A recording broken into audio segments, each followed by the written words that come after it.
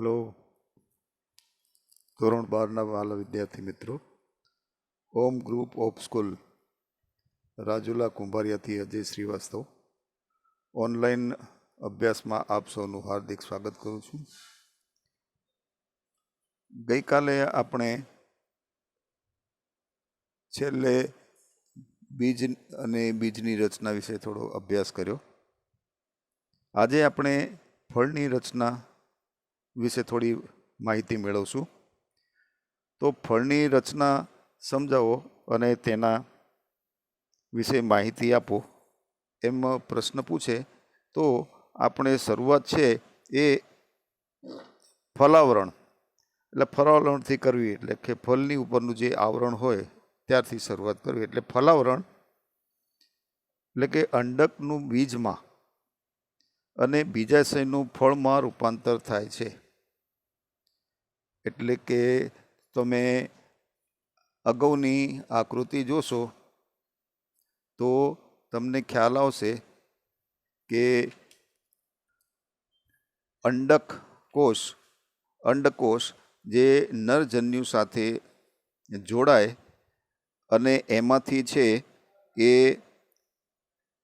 અંડક બને કે બીજ બને, અને બાકીનો જે ભાગ છે એમાંથી બીજાશયનું ફળમાં, એટલે એની આજુબાજુ અંડકની આજુબાજુ જે બીજાશય આવેલું હોય છે એ ફળમાં રૂપાંતરિત થાય છે. એટલે કે અંડકનું બીજમાં અને બીજાશયનું ફળમાં વિકાસ થવાની ક્રિયા સાથે થાય છે.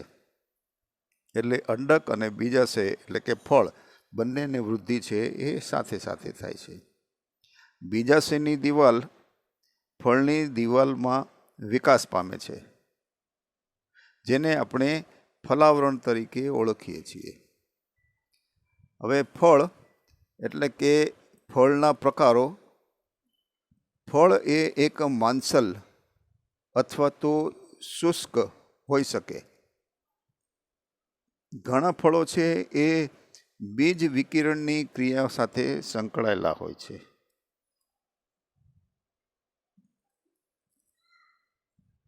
ફળ છે એ સામાન્ય રીતે આપણે જોઈએ તો બે પ્રકારના હોય. એક છે એ માંસલ ફળ અને બીજું છે એ શુષ્ક ફળ. માંસલ ફળની અંદર આપણે ઉદાહરણ તરીકે લઈએ તો જામફળ છે, નારંગી છે, કેરી છે, ચીકુ છે વગેરે વગેરે.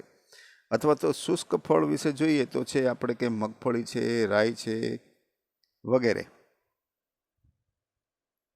બાજુમાં ચિત્ર આપેલું છે, એને ધ્યાનથી જુઓ અને સમજવાનો પ્રયત્ન કરો કે બીજ, અંત આવરણ, મધ્ય ફલાવરણ કોને કહેવાય. પછી કૂટફળ એટલે કે મોટા ભાગની વનસ્પતિઓમાં સમય જતાં બીજાશયમાંથી ફળનો વિકાસ થાય છે, જ્યારે બાકીના પુષ્પી ભાગો છે એ વિઘટન પામી ખરી પડે. પરંતુ કેટલીક જાતિઓ જેવી કે સફરજન છે, સ્ટ્રોબેરી છે કે કાજુ છે, એની અંદર છે એ પુષ્પાસન પણ ફળના નિર્માણમાં ફાળો કે મહત્વનો ભાગ ભજવે છે. તો આ પ્રકારના ફળોને આપણે કૂટફળ તરીકે ઓળખીએ છીએ. એટલે સામાન્ય રીતે બીજાશયમાંથી ફળનો વિકાસ થાય, પરંતુ બીજાશય સિવાય પુષ્પનો બીજો અન્ય ભાગ જેવો કે પુષ્પાસન એ ફળના નિર્માણમાં ભાગ લે તો એને આપણે કૂટફળ એટલે કે ખોટા ફળ તરીકે ઓળખીએ છીએ. તો સત્યફળ એટલે શું? તો સત્યફળ એટલે કે મોટા ભાગના ફળો એ માત્ર બીજાશયમાંથી જ વિકાસ પામે છે કે નિર્માણ પામે છે, તેને આપણે સત્યફળ તરીકે ઓળખીએ છીએ. હવે અફલિત ફળ એટલે શું? એટલે કે મોટા ભાગની જાતિઓમાં ફળ એ ફલનનું પરિણામ છે. જ્યારે ફલનની પ્રક્રિયા થાય ત્યારબાદ જે તે વનસ્પતિ ઉપર ફળ આવે. છતાં થોડીક જાતિઓમાં ફળનું નિર્માણ છે એ ફલન વગર જ થાય છે. આવા ફળોને આપણે અફલિત ફળો તરીકે ઓળખીએ છીએ, જેને ઇંગ્લિશમાં પાર્થેનોકાર્પિક ફ્રૂટ તરીકે ઓળખવામાં આવે છે. એટલે અમુક જાતમાં વનસ્પતિની અમુક જાતોમાં ફળનું નિર્માણ છે એ ફલન વગર જ થાય છે, જેને આપણે અફલિત ફળ તરીકે ઓળખીએ છીએ. ઉદાહરણ તરીકે કેળું. અફલિત ફળ વિકાસ વૃદ્ધિ એ અંતઃસ્ત્રાવોથી પ્રેરીને શક્ય બને છે, અને જે સામાન્ય રીતે ફળ બીજવિહીન હોય છે. એટલે આવા ફળોની અંદર બીજ છે એ જોવા મળતું નથી, જેને આપણે અફલિત ફળ તરીકે ઓળખીએ છીએ.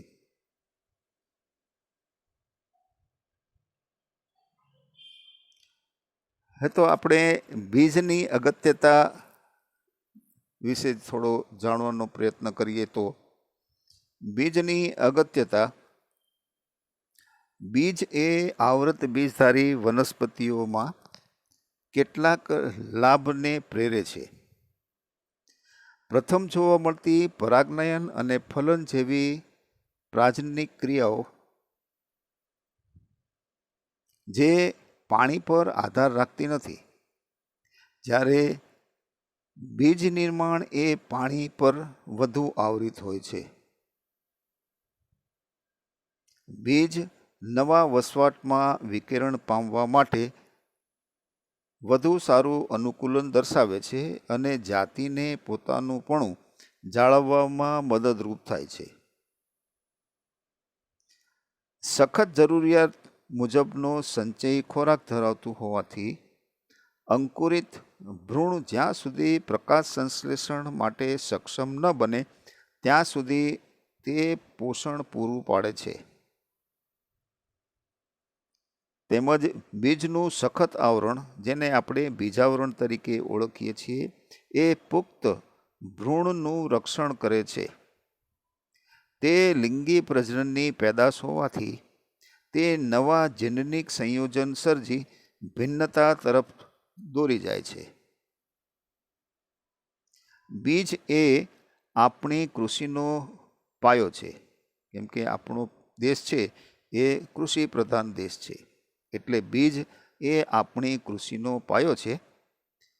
પુખ્ત બીજનું જલ રહિત થવું અને સુષુપ્તતા પ્રાપ્ત કરવી એ બીજનો સંગ્રહ કરવા માટે એ બહુ અગત્યની બાબત છે.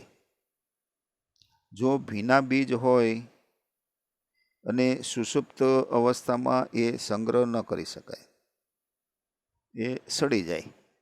એટલા માટે પુખ્ત બીજનું જલરહિત, એટલે એની અંદર રહેલું જે પાણીનો ભાગ છે એ ઉડી જવો જોઈએ, અને ત્યારબાદ એ સુષુપ્ત અવસ્થા પ્રાપ્ત કરે, એને આપણે સંગ્રહ કરીએ, જેથી સમગ્ર વર્ષ દરમિયાન ખોરાક તરીકે તેનો ઉપયોગ કરી શકાય અને આગામી વર્ષોમાં પાક મેળવવા માટે તેને ઉગાડી પણ શકાય. તો આ થઈ ગયું એ બીજની અગત્યતા, કે બીજ છે એ સામાન્ય રીતે આપણને કઈ રીતે લાભદાયી છે. હવે આપણે બીજની જીવિતતા વિશે સમજવાનો પ્રયત્ન કરીએ કે એ બીજ છે એ ક્યાં સુધી જીવિત રહી શકે અથવા તો પોતાની જીવિતતા રાખી શકે. તો બીજની જીવિતતા એટલે કે બીજના વિકિરણ પછી, એટલે ફળમાંથી છૂટા પડ્યા પછી બીજ થોડા મહિનામાં પોતાની જીવિતતા છે એ ગુમાવી દે છે. મોટા ભાગની જાતિઓમાં બીજ વર્ષો સુધી જીવંત રહે છે. કેટલાક બીજ છે એ 100 વર્ષ કરતાં પણ વધુ વર્ષ સુધી જીવંત રહી શકે છે. ઘણા જૂના હોવા છતાં બીજ જીવંત રહ્યા હોય એના અમુક પુરાવા પણ મળેલા છે.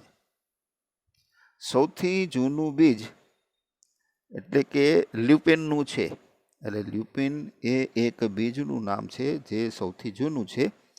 એ લ્યુપાઇન્સ આર્કિટેક્ટ્સના આર્કિટેક્ટ ટુંડમાં લગભગ 10,000 વર્ષોથી સુષુપ્તતા પછી બીજ અંકુરિત થવાના અને તેણે પુષ્પ ઉત્પન્ન કર્યા છે તેવા અપેક્ષિત પુરાવા છે. તાજેતરમાં 2,000 વર્ષ જૂના ખજૂરના જીવંત બીજના પુરાવા પણ મળ્યા છે. પુરાતત્વીય ઉત્ખનન દરમિયાન મૃત દરિયા નજીક રાજન હેરાલ્ડના મહેલમાં ખજૂરી મળી આવી હતી.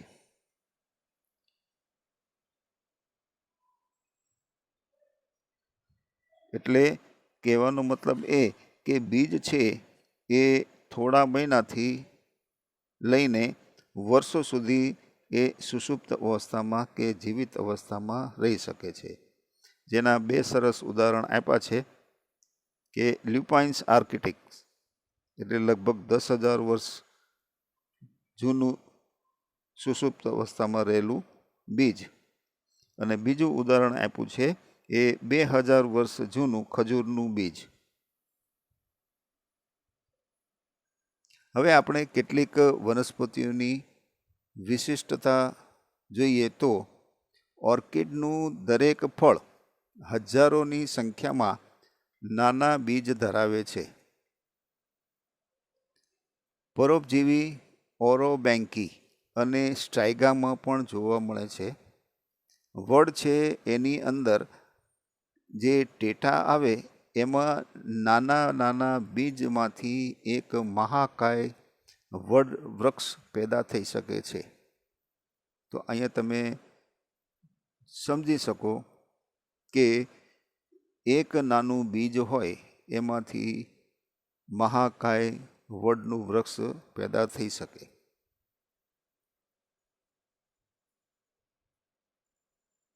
હવે આપણે આગળ જોઈએ કે અસંયોગી જનન એટલે શું અને તેનું મહત્વ શું છે.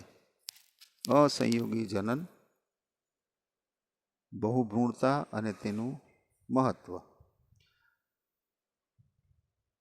તો સામાન્ય રીતે બીજ એ ફલનની અંતિમ નિપજ છે, છતાં એસ્ટેરેસી અને ઘાસ એ કુળની કેટલીક સપુષ્પી વનસ્પતિઓ એક ખાસ પ્રકારની ક્રિયાવિધિ દર્શાવે છે કે જેમાં તેઓ ફલન વગર જ બીજનું નિર્માણ કરે છે. અગાઉ આપણે જોયું કે ફલન વગર ફળનું નિર્માણ કરે તો એને આપણે અફલિત ફળ તરીકે ઓળખીએ છીએ. જ્યારે અહીંયા આગળ છે એ ફલન વગર બીજનું નિર્માણ કરે છે, જેને આપણે અનિર્ભેળતા કે અસંયોગી જનન તરીકે ઓળખીએ છીએ. અનિર્ભેળતા કે અસંયોગી જનન. હવે ફલન વગર ફળ નિર્માણને આપણે આગળ જોયું એમ અફલિત ફળ તરીકે ઓળખીએ છીએ. આમ અસંયોગી જનન એ અલિંગી સ્વરૂપે થાય છે, કારણ કે અહીંયા ફલનની ક્રિયા થતી નથી. એટલા માટે આપણે એને અલિંગી સંયોગી જનન તરીકે ઓળખીએ, જેમાં લિંગી પ્રજનનની નકલ કરવામાં આવે છે. અસંયોગી બીજ અનેક રીતે સર્જી શકાય છે. ઘણી જાતિઓમાં અર્ધીકરણ વગર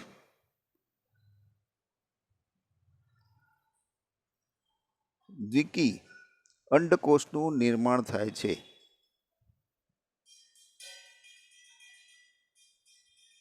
અને ફલન વગર ભ્રૂણમાં વિકાસ પામે છે. આ ફરીથી બોલું છું કે અસંયોગી બીજ અનેક રીતે સર્જી શકાય છે, જેમાં ઘણી જાતિઓમાં અર્ધીકરણ વગર દ્વિકી અંડકોષનું નિર્માણ થાય છે અને ફલન વગર ભ્રૂણમાં વિકાસ પામે છે. જેમ કે લીંબુ અને કેરીની જાતો જેવી વનસ્પતિઓમાં ભ્રૂણપૂટની આસપાસના પ્રદેહના કેટલાક કોષો વિભાજન પામી ભ્રૂણપૂટમાં ઉપસી આવે છે અને ભ્રૂણમાં પરિણમે છે. આવી જાતિઓમાં દરેક અંડક ઘણા ભ્રૂણ ધરાવે છે. એક બીજમાં એક કરતાં વધુ ભ્રૂણની હાજરી એને આપણે બહુભ્રૂણતા તરીકે ઓળખીએ છીએ. બહુભ્રૂણતા એટલે કે એક જ બીજમાં એક કરતાં વધારે ભ્રૂણની હાજરી હોય તો એને આપણે બહુભ્રૂણતા તરીકે ઓળખીએ છીએ. જેમ કે લીંબુ છે, મોસંબી છે વગેરે. હવે એકકી સંયોગી જનન ભ્રૂણનો વિકાસ અફલિત અંડકોષમાંથી થાય છે. એટલે કે અસંયોગી જનનમાં ભ્રૂણનો વિકાસ અફલિત અંડકોષમાંથી થાય છે. આ રીતે સર્જાતો ભ્રૂણ કુદરતી રીતે એકકી હોય છે. નારંગીના બીજને 2 આંગળીઓ વચ્ચે લઈને કે બીજને દબાવતા દરેક બીજમાં વિવિધ કદ અને આકાર ધરાવતા ઘણા ભ્રૂણ જોવા મળે છે. તો હવે આપણે જોયું કે અસંયોગી જનન એટલે એ એક લિંગી સ્વરૂપે હોય છે અને એમાં લિંગી પ્રજનનની નકલ કરવામાં આવે છે. તો એનું મહત્ત્વ શું?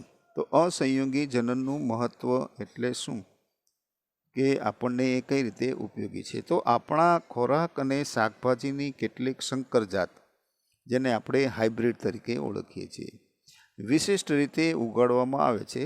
સંકર જાતથી ઉત્પન્ન થતા કે ઉત્પાદકતા ઘણી ઊંચી જોવા મળે. સંકર બીજ દર વર્ષે નવા ઉત્પન્ન કરવા પડે છે. સંકર જાતમાંથી મેળવેલ બીજને ઉગાડવામાં આવે તો સંતતિમાં લક્ષણોનું વિશ્લેષણ થઈ જતાં સંકર લક્ષણો જળવાતા નથી. એટલે સંકર લક્ષણ છે એકબીજાથી છૂટા પડી જતા હોવાથી એ એકસાથે જળવાતા નથી. એટલે સંકર બીજનું ઉત્પાદન છે એ પ્રમાણમાં થોડુંક મોંઘું છે, જેથી કરીને ખેડૂતો માટે સંકર બીજની કિંમત છે એ વધુ પડે.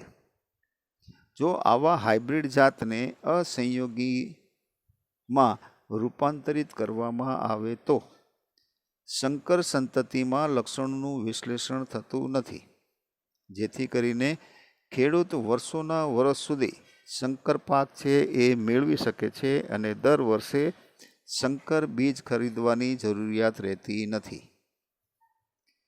એ ઉપરાંત સંકર બીજ ઔદ્યોગિક એકમોમાં અસંયોગી જનનના મહત્ત્વને કારણે વિશ્વભરની પ્રયોગશાળામાં થઈ રહ્યા છે અને અસંયોગી જનનની જનનિકતા સમજવા અને અસંયોગી જનનનું સંકર જાતમાં વહન સમજવા માટે સક્રિય સંશોધનો પણ થઈ રહ્યા છે.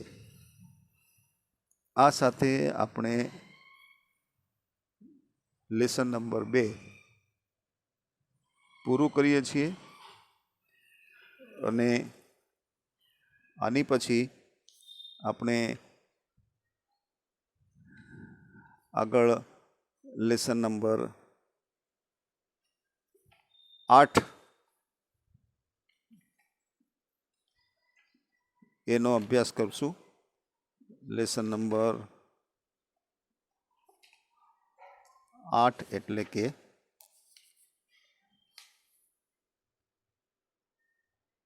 માનવ સ્વાસ્થ્ય અને રોગો. માનવ સ્વાસ્થ્ય અને રોગો. પણ એની પહેલાં આપણે એક કસોટી લેવાની છે, એટલા માટે તમને લેસન નંબર 1 અને લેસન નંબર 2ના થોડાક બહુલક્ષી પ્રશ્નો એટલે કે MCQ આપીશ. એ ઉપરાંત થોડા પ્રશ્નો આપીશ, તો એની સારી રીતે તૈયારી કરવી.